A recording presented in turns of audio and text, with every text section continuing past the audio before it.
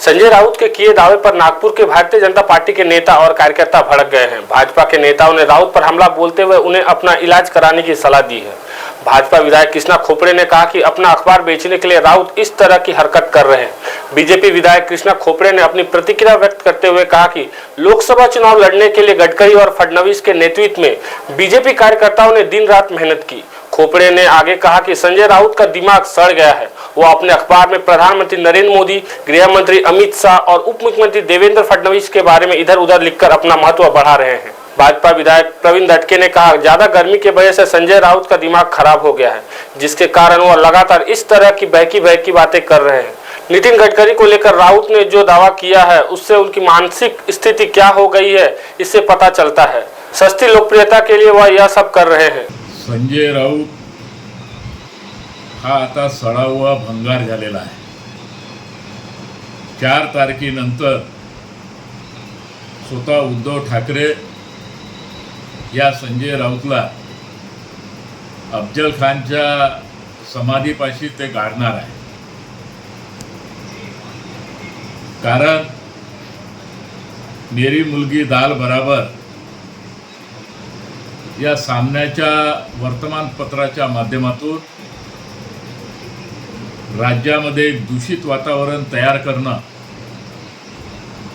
देशाच्या नेतृत्वाला अनाप-शनाप वक्त करून उद्धव ठाकरे सहित आपल्या मानसिकतेचा परिचय देणं आणि सध्या झालेल्या लोकसभेच्या निवडणुकीच्या माध्यमातून आमच्या नेतृत्वावर नागपूर शहराच्या निवडणुकीबद्दल बेजबाबदार तथ्यहीन आरोप लावणं आणि म्हणून संजय राऊतची मानसिकता बिघडली आहे। त्याच्या बोलण्यावर कोणी लक्ष देत नाही, परंतु अशा प्रकारचं वर्षण करून आणि आता संजय राऊतचं तो एक सडा भंगार झालेला आहे आणि त्यामुळे लवकरच 4 तारखेच्या नंतर उद्धव ठाकरे यांना अफजल खानच्या कबरेपाशी गाडल्याशिवाय राहणार नाही।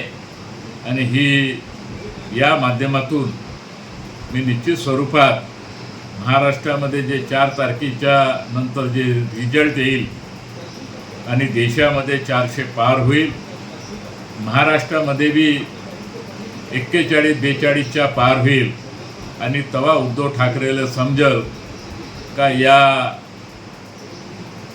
जनपदच्या बंगल्यावर आणि सिल्वर योगच्या बंगल्यावर जाऊन जे शिवसेना कशी घाण ठेवली याबद्दल निश्चित स्वरूपात 4 तारखेनंतर हे सगळं प्रकरण उजेडात येईल।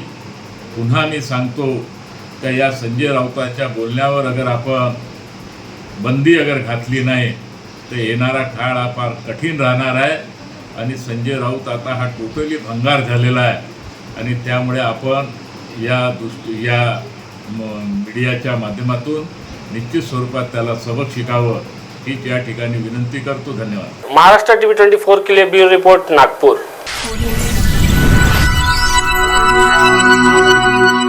आधुनिक विकसित भारताचे शिल्पकार, विकास पुरुष, लोकनेते माननीय श्री नितीनजी गडकरी साहेब यांना वाढदिवसाच्या अनंत शुभेच्छा। शुभेच्छुक माननीय डी मल्लिकार्जुन रेड्डी, समाजसेवक व माजी आमदार, विधानसभा क्षेत्र रामटेक।